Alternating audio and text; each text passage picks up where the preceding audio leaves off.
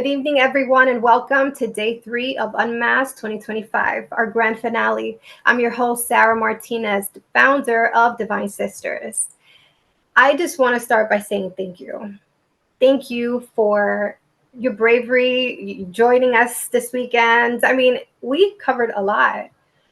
We came together to share the truth, to uncover covert abuse all around the world.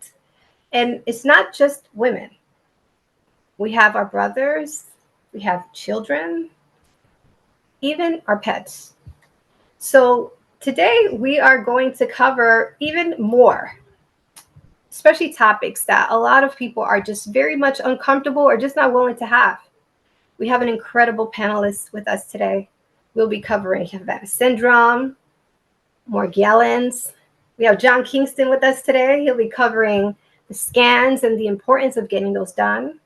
We have David, we have Richard, we have Emmanuel, we have Rose. We have a really good show for you today. So let's begin. Hi, Bobby, welcome. Go ahead, give us a little bit of an intro. And I know you're a J6er, and I think I am so blessed to have you on my show. I think this is your first interview. Is that right? Hi, Sarah. And first, let me apologize. I have a little bit of construction background noise right now, so forgive me for that. If it gets bad, let me know. Yeah, so it's great to be with you, and kind of brings back old times here because you and I co-hosted the Morgellons Targeted Justice Call for about 6 months last year, and that was kind of like doing battle, right? It was. Yeah, because with all the it seems like there was a lot of attempt to distract us and disruptions and even just getting on the call. So anyway, I want to thank you for all of that and everything that I learned there, and it's great to see you again. And so my background, I was 6 years in the Navy, enlisted, radioman. Then I was a network technician and then a network engineer. I worked for a fairly large tech company. We had basically a high-tech company, applications based on GPS and precision's GPS.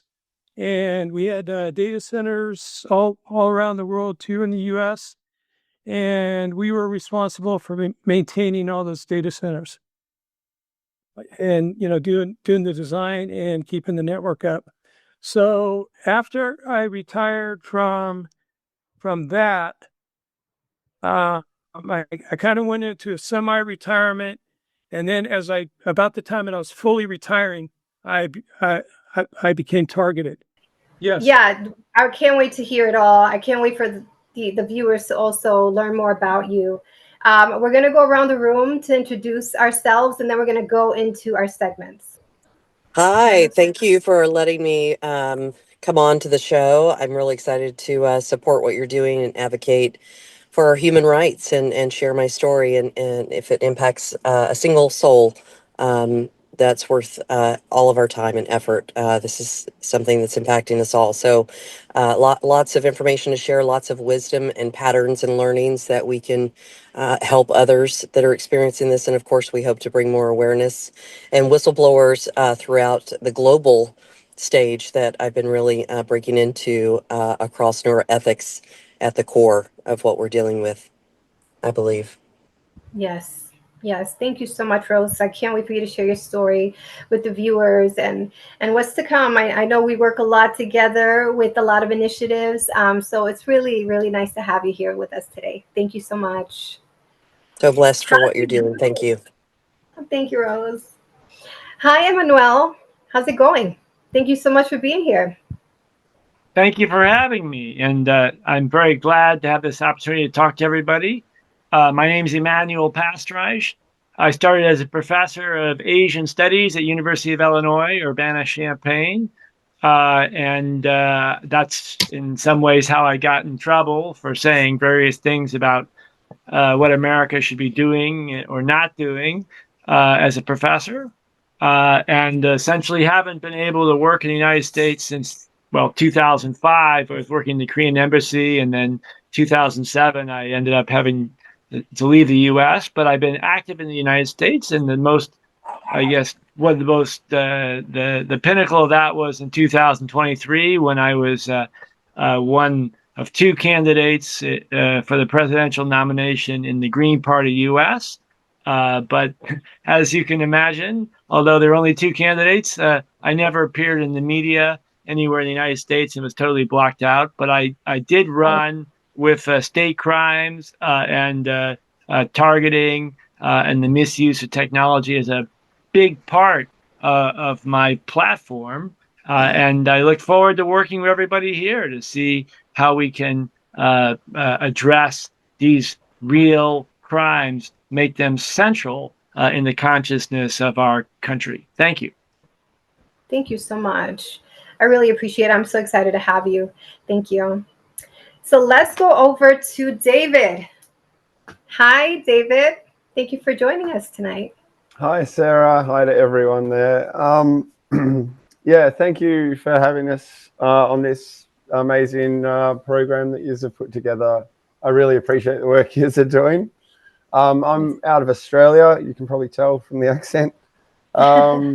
Systems engineer, technical background of around 20 years. Programming in health, procurement, and law industries. I was pretty, my targeting started around 3 years ago. Very vocal on COVID issues, very aware of the way that money works in the world.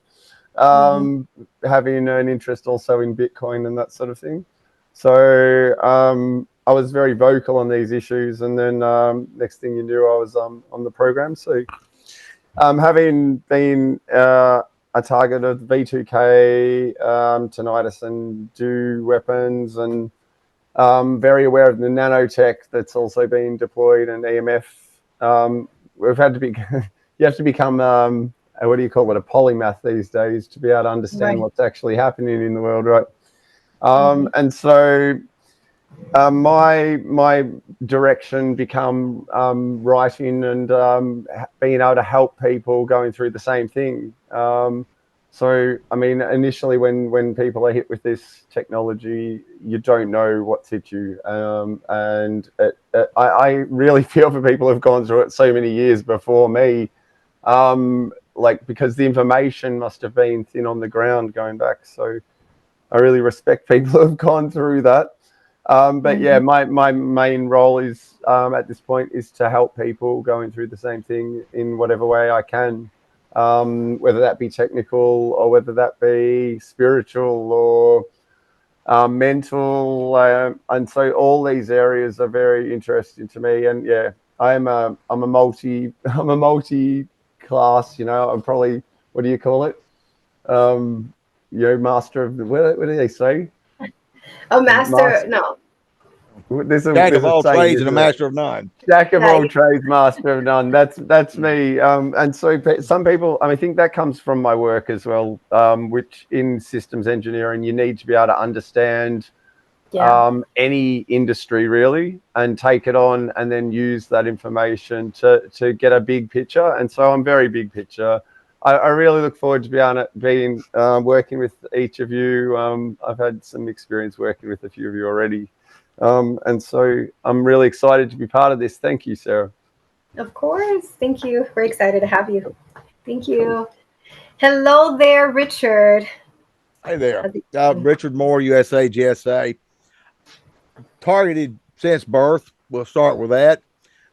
My a famous cousin that's no longer with us was a famous photographer during the civil rights movement, worked for Time Life magazine, and that's how the country got its news, and was given credit as being one of the most important spokes in the wheel of getting the Civil Rights Bill passed because of his photojournalism and showing what was going on in the South during the Civil Rights movement.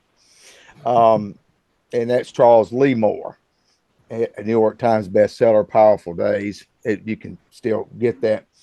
And he, Charles Lee, fought with his camera, and essentially, I'm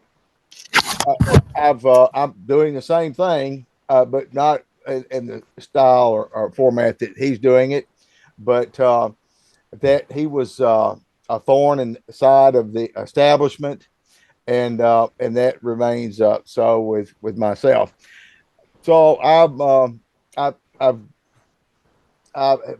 I work on educating people and reporting, exposing corruption, these programs, the tactics, the people behind the tactics, and of course, always opening up to give voice to the voiceless. And on my Substack, I have for those that are paid subscribers, it's a 3-part series of how to investigate your gang stalkers, and it's a very comprehensive step-by-step guide on technology and how to the same tools that are being used to surveil those that are targeted. I've made available essentially a lot of those tools that you can find out who those people are around you and who's doing what. That's on my Substack, and that's how to investigate your stalkers. And I just released that video today that and I've heard it, and I'm sure all of you've heard it. Why can't I get a lawyer? No attorney will talk to me.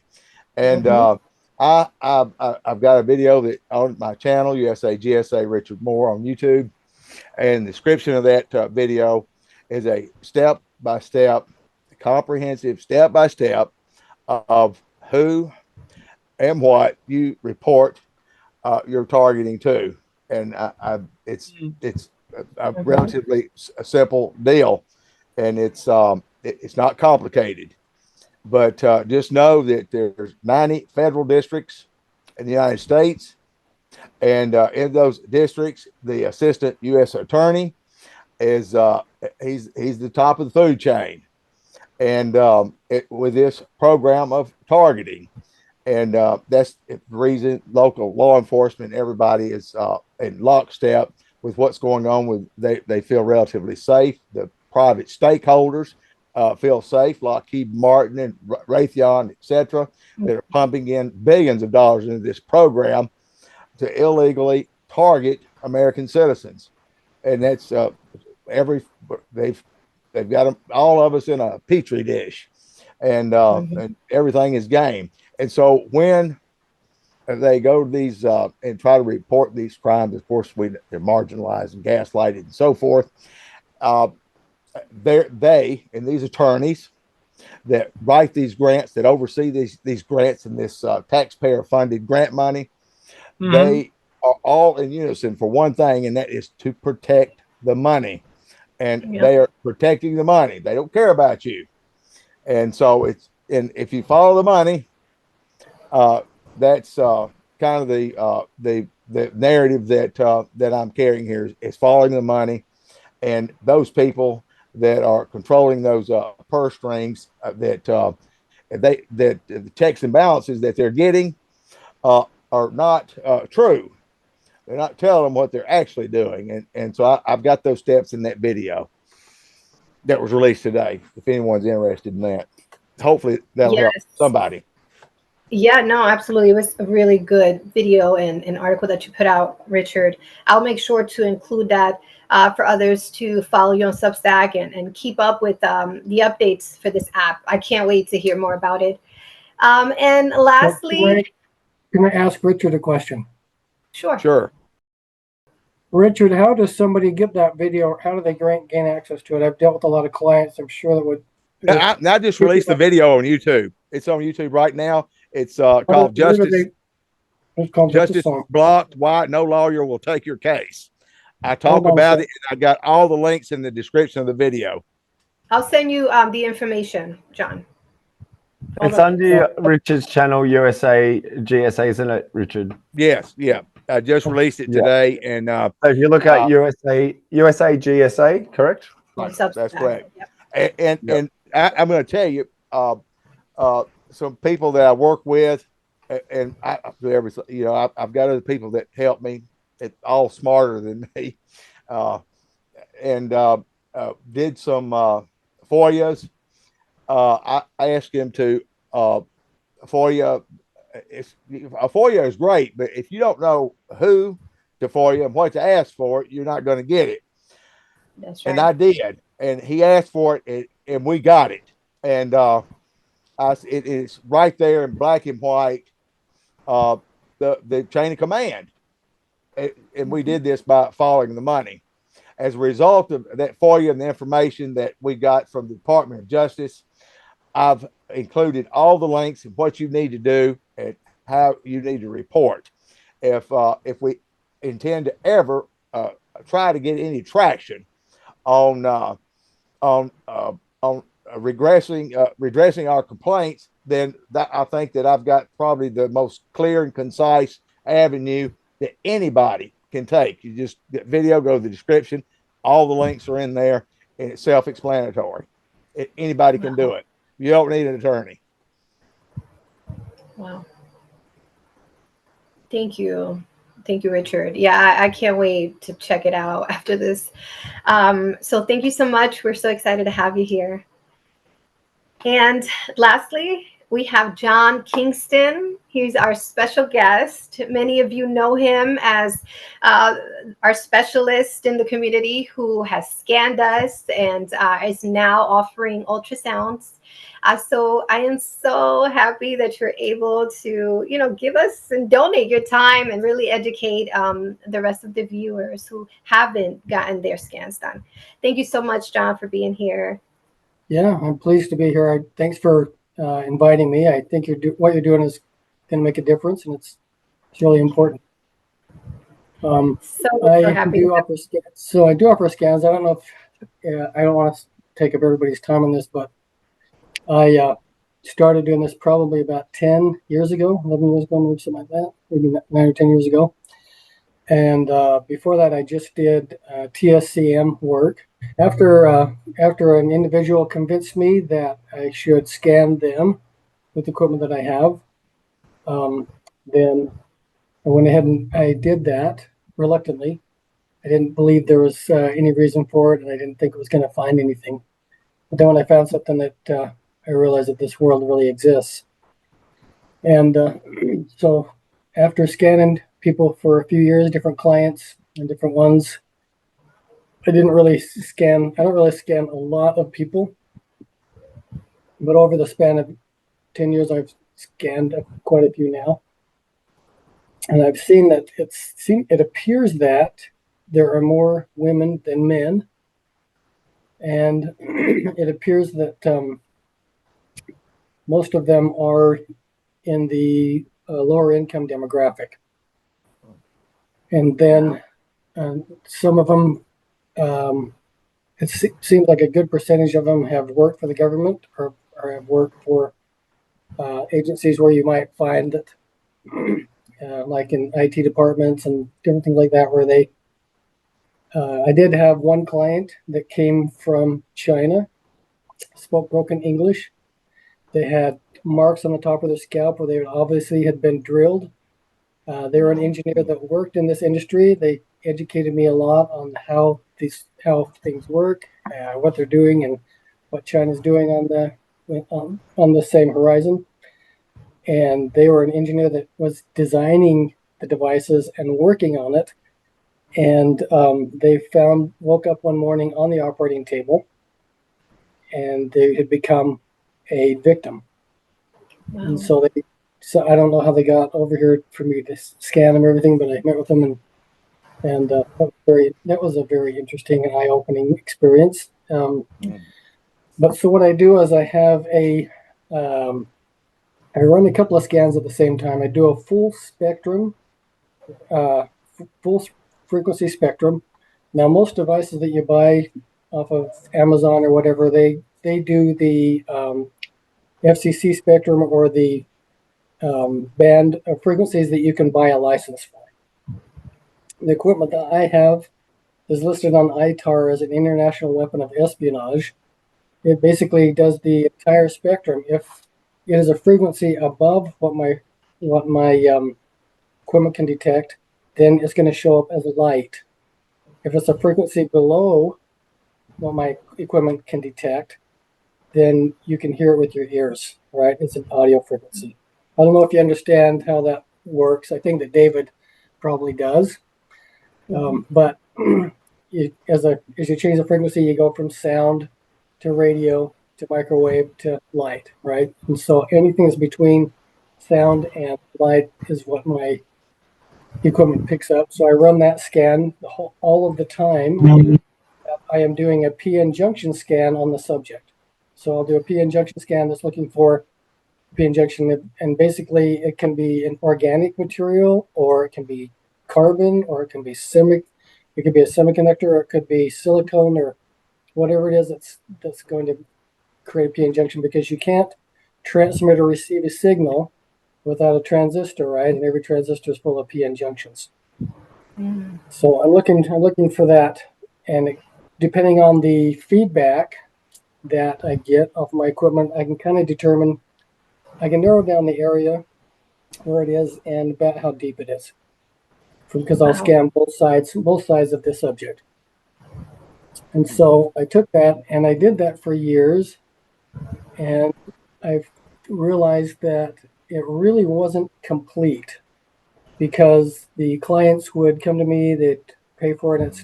It's fairly, and I don't think it's really expensive, but it's by today's standards, but it isn't cheap to do it. It's a lot of work. It costs money to process everything. I basically take the data that I collect. So I added a thermographic scan for the lineup, and I don't charge any more to do that. I do all three of those for the same price, and then I thermographic. So I'm say another basically view. I'm thermographically scanning the subject to see if there's excessive heat or excessive cold, and if those areas match the same areas that I'm picking up a PN junction, they're like two independent scans that may confirm each other. And so then I run those the data off that equipment through systems in my office that never touch the internet, to do comparisons and run through there and kind of analyze it to generate a report. And I realized I still really wasn't complete, because I kept getting information that they couldn't get a doctor, they couldn't get a lawyer, they couldn't seem to move forward from what I was doing. And I did have some clients that took the report that I provided and used it in court. And I'm not aware of, I usually don't communicate with the clients much after I do the scan. Occasionally I'll get some feedback, but I got feedback that a few of them actually won their court cases, and there was had to send back paperwork from their lawyers and everything, and I had signed affidavits and filled out stuff and had it notarized and sent back so they could use it in court. And I just charged my hourly rate to do that. But and then I got the crazy idea that what if I had a picture of the object that my equipment is detecting?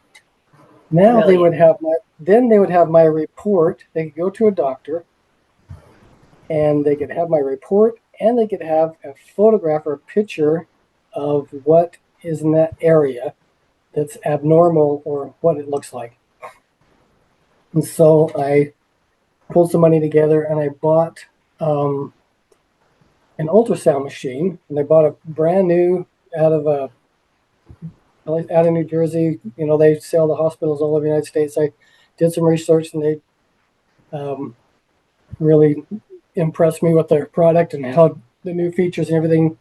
And I didn't go to the extra expense to get a 3D picture. Tempted to do it, but I can scan a baby and give you a 3D image, and spin the image around and everything. And it's kind of neat. I probably ought to buy probes for that. And then I realized, so I can be trained on this machine and do these ultrasounds, but I am not a medical professional or a medical background at all. I'm an electrical engineer. The document may not have any validity, right? Saying that, hey, I went to this electrical guy and he did an ultrasound. Well, I don't know if the doctor is going to accept that. So I joined, and this was not an easy task, but I found a sonographer that's licensed and trained and works in the hospitals and has some experience. And I paid to have that person go to the manufacturer and be trained on this specific piece of equipment so they are familiar with it, so that nobody can dispute the ultrasound pictures that they get from the report. And then, so what happens is I'll do the scans that I do. The sonographer will take the body layout that I create in my report, and they'll do an ultrasound of those areas, and they know the depth and the location, everything, kind of what they're looking for. And now they've done a few of them, so then now they're getting pretty good at finding, what kind of the objects we're looking for. And so then they generate a report, and I send that out. So the client has my report as a separate, ultrasound report. So it kind of gives them a more background, because the problem that I found was, and what most TIs were running into from the feedback that I was getting, is they would go to a doctor, and after a belabored effort, they get the doctor to reluctantly give them an ultrasound or an MRI or a CT scan on the area that they believe there was something implanted or where they had an issue.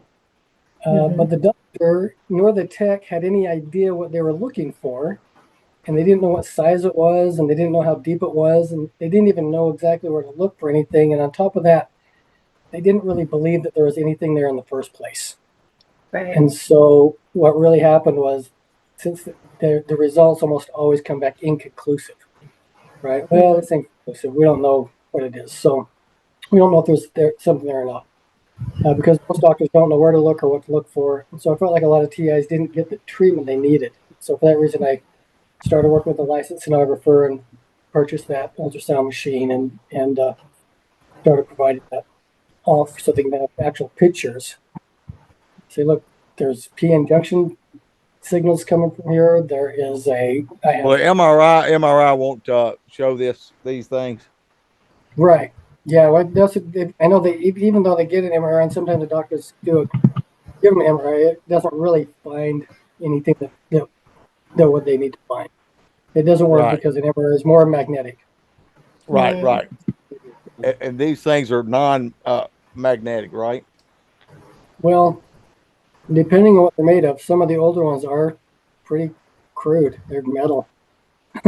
So, yeah. But the newer ones are more, seem to be more biologically compatible with the body. So it's almost like it's.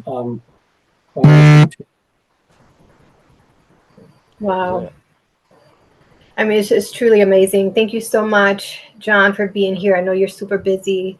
Thank you for all the work you've done and provide for the community for such a long time. So I'm just blessed to have you here with us today.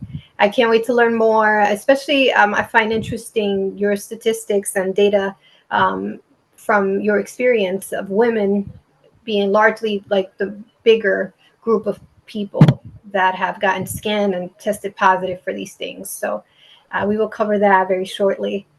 So we can go right into our next segment, actually segment number 1. This one is very, to me, it's one of the very hard issue that we all go through.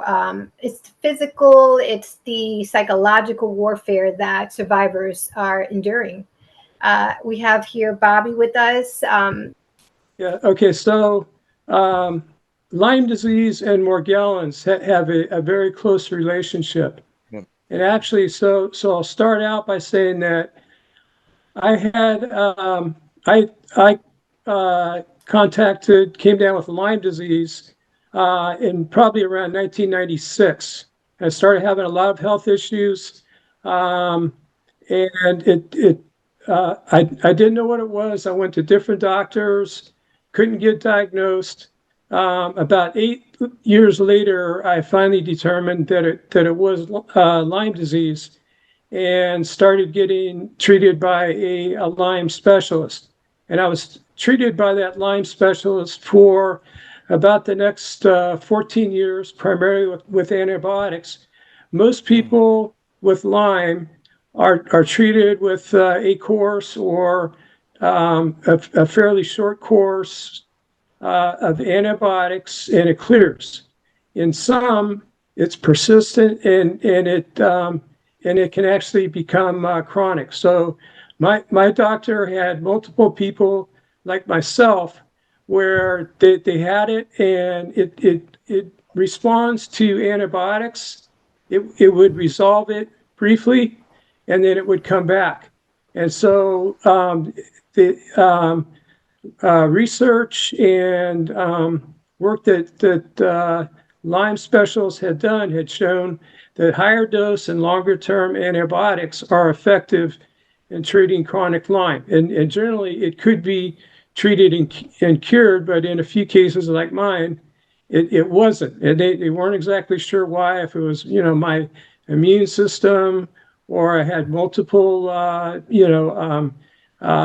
issues going on with, virus or parasites or bacterial infection. You have those little microscopic, or not, they're bigger than that. You can see them with the naked eye coming out of your scan in places. Has that ever happened? That's Morgellons. That's Morgellons. Yeah. Is there a good chance that a lot of this is actually nanotech, and the manifestations that we're talking about, where you've got scabs and stuff, are actually a proliferation of this, and then the body's trying to get rid of it, right? So it scabs up and it causes these ailments like scaly skin or these things come out. I've seen them. They come out, they move. Okay. Yeah, man, but that's because they're electromagnetically charged. Yeah, we're all combination between your EMF and your nanotech, right? And the EMF is enlivened by the and this has been proven by the scans they've done with nanotech inside the blood and stuff like this, where they put with EMF and it builds, right? So you've got these nano strands which are actually enlivened. The way they work, they sort of pulse, right? This is a pulse transmission, right, which causes it to react. And so I think there is a bacterial maybe, or viral, or something that actually maybe helps proliferate it. Maybe fungal. There could be any number of elements, but I think Morgellons is a very broad paintbrush that includes a whole lot of ailments that are actually the basis of those is largely nanotech. So Morgellons wasn't well known or recognized, back at that time, but Lyme disease and Morgellons actually really started at the same time, or Lyme, it became prevalent, and then they started seeing these cases of Morgellons. And so they definitely have established the link. And going back to how are people getting Morgellons? What is this? Something? Is this some kind of bioweapon or what? That's what I reckon. They always coincide with the chemtrails being sprayed. What area are you in, Bob? In California. California. Now, California has been inundated with chemtrails more than anywhere else for years. We're talking 20 years. And guess when all this started, right? It's linked to the nanotech. The nanotech they spray from the sky. It comes down. Yeah, they're definitely. It possibly contains. Actually, there's a little more to it than that. Okay, so this book, it's called Bitten. I don't know if anybody's familiar with it, but this is basically research done on the origins of Lyme disease. So as it turns out, Lyme disease was actually created as a bioweapon in laboratories in the US and Canada, I think. And so the evidence in this book indicates that that it was either released or escaped from a lab on the East Coast, which is why Lyme disease suddenly appeared in that area with no explanation. And it wasn't until some period later that they determined that that's what happened. And a lot of this in this book is based on government documents and testimony from, I think his name is Willie Berg-de-Ferry, and they actually named the bacteria after him because he discovered it. Well, it turns out he was actually involved in developing this bioweapon and believes that what escaped or was released on the East Coast and started this was what they developed there. So so that was the origin of Lyme disease, and it's believed that it originated. It was transmitted by ticks because it was designed to be spread via ticks, and the idea, I believe, was that it would infect like enemy troops. To me, it doesn't really make that much sense that you would make that kind of bioweapon, but that's basically the story. So okay, so you had Lyme that started, and there was a lot of cases of Lyme, and Morgellons started showing up shortly after that, and the Morgellons was showing up in the Lyme patients. So you had Lyme specialists, MDs that were treating Lyme disease, and some of their patients were coming in with this Morgellons that was consisting of rashes and skin manifestations. So so let me read you the definition of Morgellons disease. So this is from the Charles E. Holman Morgellons Disease Foundation. And the definition is Morgellons disease is a multi-system condition characterized by novel skin manifestations and insidious neurological and other systemic symptoms. The distinguishing characteristics of Morgellons is the presence of microscopic subcutaneous fibers. Lighted microscopy of 60 times enables the visualization of these unusual fibers, often colored red, blue, white, or clear, embedded in open skin lesions, as well as their presence beneath completely intact skin. Okay, so basically, what identifies it is these fibers, and it's primarily a skin manifestation, but it says there's also insidious neurological and other systemic symptoms.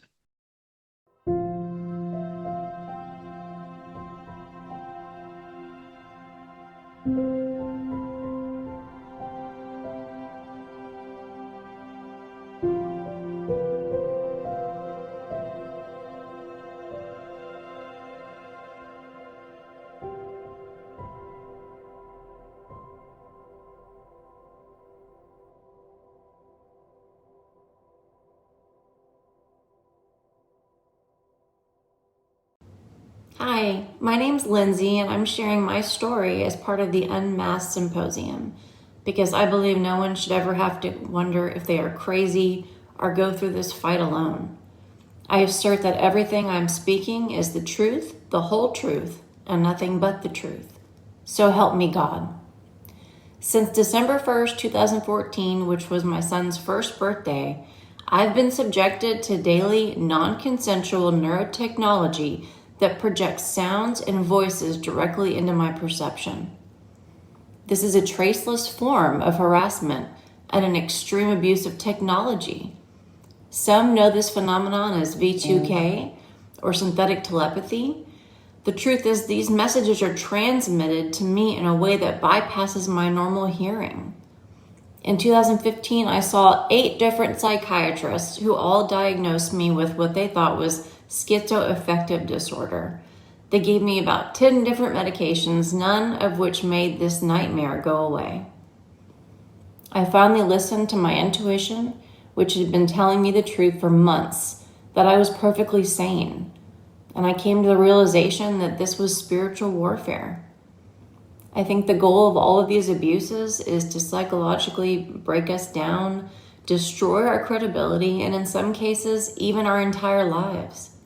I think God's goal is to use our experience to build strength and hope so He can refine us into the people He made us to be.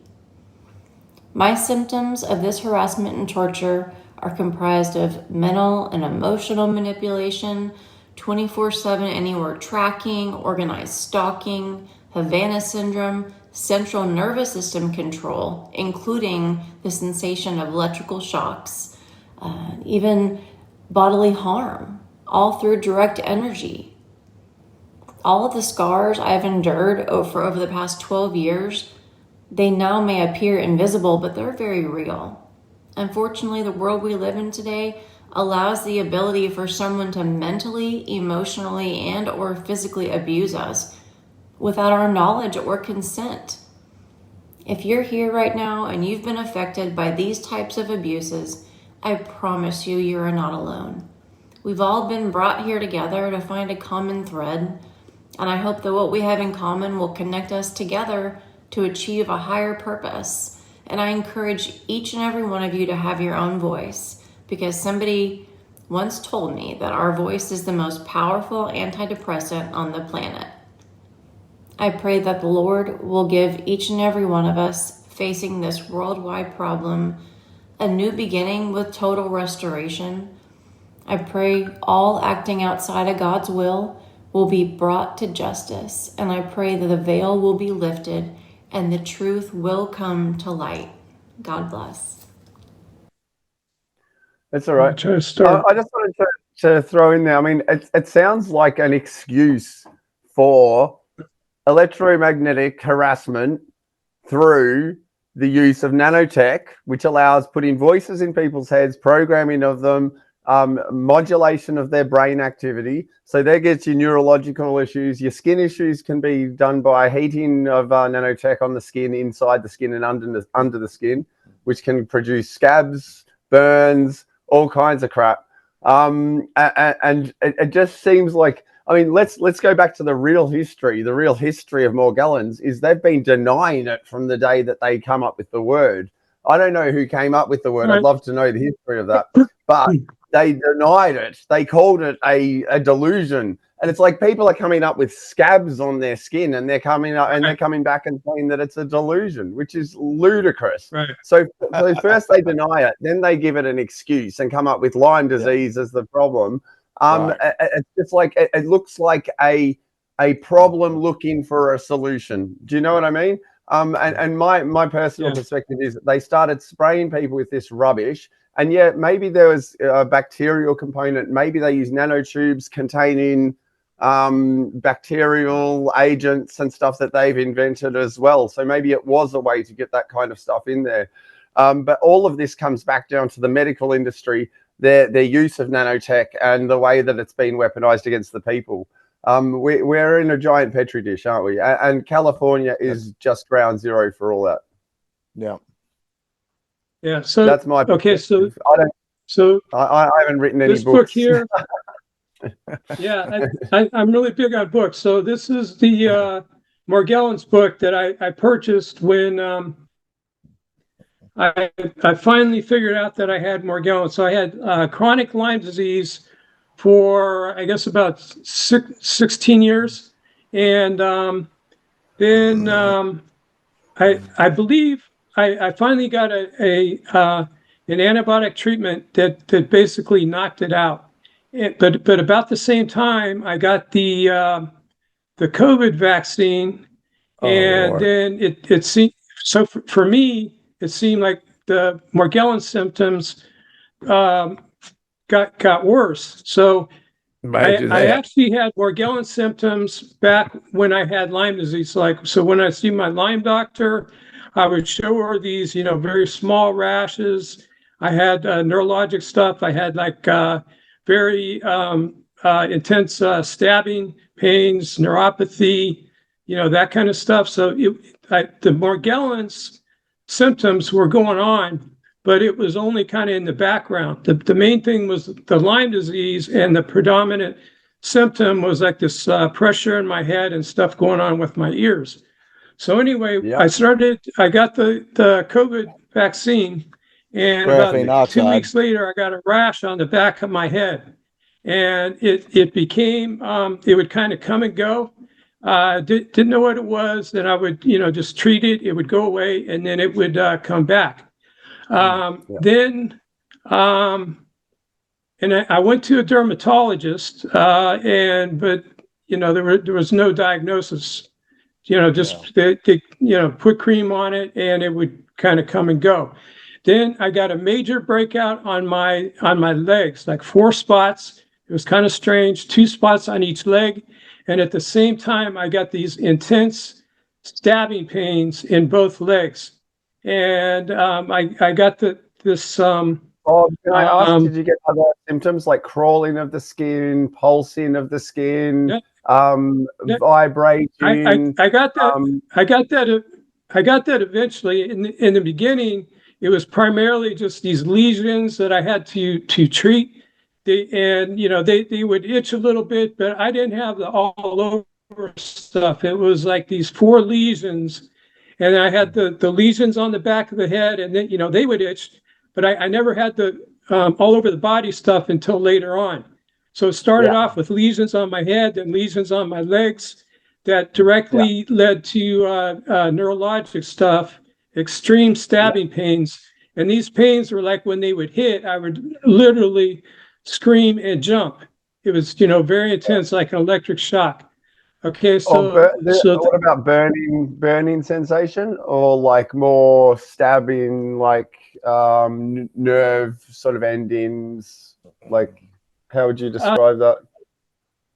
Yeah, or both? so later on, like right now, I have a breakout that's been going on kind of off and on since March. And actually right now, just a few weeks ago, it became very intense on my chest and around my neck, and I ended up with a big red like infected spot in the middle of the chest. And I have it like all over my body right now. I just had to put some cream on. But recently I've been getting the biting and crawling sensations, and then these rashes now, they don't look that bad. It's mostly like little spots, and the skin will turn red. But I'm getting intense pain in these areas where I have the spots, and I have like a little tiny group of spots, and it's super painful. And even Can I just add, like, I'm just going to continue down my path that I was saying, because like I'm listening to what you're saying, and I can relate it back to sensations I get. Now I haven't been jabbed, but what I'm going to suggest is this: the proliferation of nanotechnology, particularly conductive elements like your graphene oxide, nanostrands and such. They can land on the skin. They can also be consumed by various foods and so on. They can proliferate throughout the body through vaccines. If it's going into the bloodstream, they'll self-build and they'll go in and they'll end up under the skin. So you'll see like raised part there. Now, what you're explaining could potentially be these elements that are inside your body. And then what you have is an automated system, and you've been put on a list. And they're basically deliberately exciting these particles in order to result in these ailments that you're getting. And so with beam steering and stuff, they can actually focus it in on any area of the body and actually have it excite that nanotech, and they can cause burning. It's a process called hypothermia, and which is like not hypothermia, the condition, but it's a way they use it in medical to burn out stuff like cancers and stuff like that. And so the nanotech goes into the area that's affected, say there's a cancer, and then they can hit it with a beam, and then that'll excite that nanotech to a point of burning and cause a burn internally in the body. and that's great for sealing and getting rid of cancerous cells and stuff like this. If you did the same thing on the surface of the skin or just under the skin, you'd get a breakout in that area, and it'll look like a burn, and you'll probably find those fibers in there. And so this is, I might be wrong, but my feeling on the whole thing, coming from the perspective I know you've been in this for a lot longer than I have, Bob. So I don't discount what you're saying, but I have a funny feeling that the primary causation actually comes from targeted attacks targeted EMF attacks combined with nanotech. But that's my perspective. And I agree with you. I agree with you there. So, the research that had been done on Morgellons by like Clifford Carnicom, going back 20 years, where he was collecting. They were researching fibers that had been pulled out of the skin, and that was Dr. Hildegard Staniger.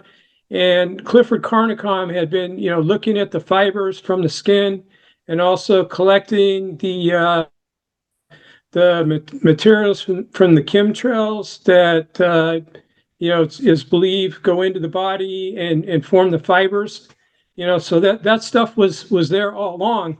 But what recently Dr. Anna Mihalcha did was she was doing research on the COVID vaccine and the self-assembly nanotechnology in the COVID vaccine.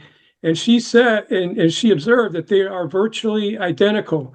The Morgellons from back 20 years ago and the technology that's self-assembling and creating fibers and structures and messages in the COVID vaccine, that they're identical. And she did note one difference in the COVID technology versus the older technology was that the one from the COVID would actually respond to a 5G signal. If they hit it with the frequency, I don't know exactly what they did, but if they hit it with a 5G frequency, it would start self-assembling. So it definitely is based on nanotechnology and self-assembly. And I think there's, quite a bit of scientific evidence to that effect. Yeah, I think the point I wanted to make mainly about this is that there is a lot of misdirection, and this is deliberate by those who are releasing. Obviously, they don't want to be caught doing biological nanotech experiments on the public. You were an early target, is my guess, while they were testing out a lot of this stuff, given how long you've been on it. And so they've probably used a lot of what you've experienced in order to refine the technology. And then when they released it, they've put it into the potential into every person's body, but obviously only those that are targeted are affected, like once they switch it on, and they can switch it on in anyone at any time who's had that stuff. So unfortunately, where a lot of people are filled with what is a ticking time bomb. If they chose to then switch that on for all the people who have actually had the jabs, I don't know how long this stuff lasts or whether it expels from the system and all that sort of stuff. Like, who knows? But if it's self-assembling and it harvests resources out of the body in order to proliferate itself, then it's potential that you don't get rid of it. It's something that's always in there. The only thing we can do is get those EMF towers shut down, right? Or like make it so that those frequencies are not allowed anymore. Because once we can prove the connection between the two, then we've got a good reason to go in there and say, look, this isn't okay. You can't just like choose, because in the end, is it not just like a form of eugenics, right, where you can actually pick and select which people you want to knock off out of your society, or whether it's you want to disable them or whether you want to kill them? Like it's gotten to that point. But what they've done is they've put a sleeper cell inside every person that they can switch on at will. Yeah. And I don't know, my the Lyme disease and the Morgellons that I had years ago, I don't know that that was targeted. And I do suspect that, like, some of the people that get it now, it could be inadvertent activation. Like, I wouldn't assume that everybody that experiences an outbreak is actually being attacked. I mean, it can be stimulated or activated, I think, by various means, and definitely seems like it can be controlled. But I think some people are just kind of like unintended victims. It just I wonder that. I mean, that's the difference, Bob, I think, between people who have been what I call consciously targeted and those who are unconscious targets. The thing that's very prevalent for someone like going through conscious targeting, when you say something like, if I got my V2K talking to me and then I abuse it responds. So it responds by doing something, and that response might be a burn under the skin. Now, quite often I can tell there's something already under my skin because I've got raised parts on my skin, and I can tell there's something under there. So they've gotten something into my system somehow, and that's the area that will go hot, right? So they can do a stab, and it's very much. And as far as my targeting, I have all kinds of different things that I've been hit with, but the primary thing and what most often causes me to be impaired or completely incapacitated is this vibration and tinnitus. Like in my head, like a rumbling noise and a vibration. The vibration can be like in parts of my body, or whole body and head, or just my feet. But I have noticed, and so all through this Morgellons, I've been having vibration, and there seems like there might be some relationship. It could be coincidence, but the vibrations may have some impact on the Morgellons.